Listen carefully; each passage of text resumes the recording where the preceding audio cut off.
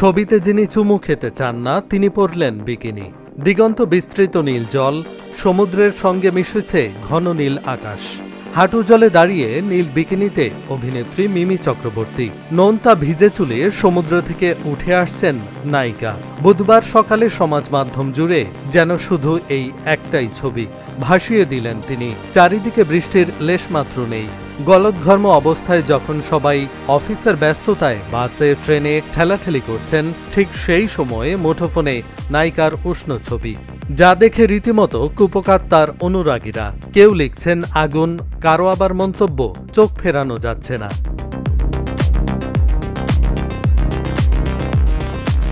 পূজায় আসছে মিমি ও আবির চট্টোপাধ্যায় অভিনীত নন্দিতা রায় এবং শিবপ্রসাদ মুখোপাধ্যায় পরিচালিত ছবি রক্তবীজ ২।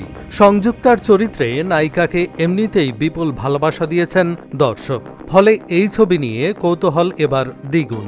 পর্দায় দাপুটে পুলিশ কর্তার চরিত্রে অভিনেত্রী, সেখানে যে বিকিনি লুকে মিমিকে দেখা যাবে তা অনেকেই ভাবতে পারেননি। মিমির সমসাময়িক আর কোনো বাঙালি নায়িকাকে এই ধরনের বিকিনি লুকে আর কখনো দেখা যায়নি।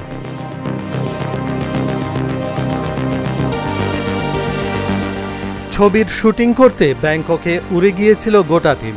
সে ঝলকও দেখা গিয়েছিল সমাজ মাধ্যমের পাতায়। শোনা গিয়েছে রক্তবীজ ২ নাকি আরও বেশি অ্যাকশনে ভরপুর। মিমি এবারেও নিজের স্টান্ট নিজেই করেছেন। ঘটেছিল অঘটনও। শুটিং করতে গিয়ে পা কেটে রক্তারক্তি কাণ্ড হয়েছিল। শুটিং থামিয়ে সকলে ঘিরে ধরেছিলেন ছবির নায়িকাকে। মিমি তখনও নির্বিকার, পরের শটের জন্য নিজেকে প্রস্তুত করছেন।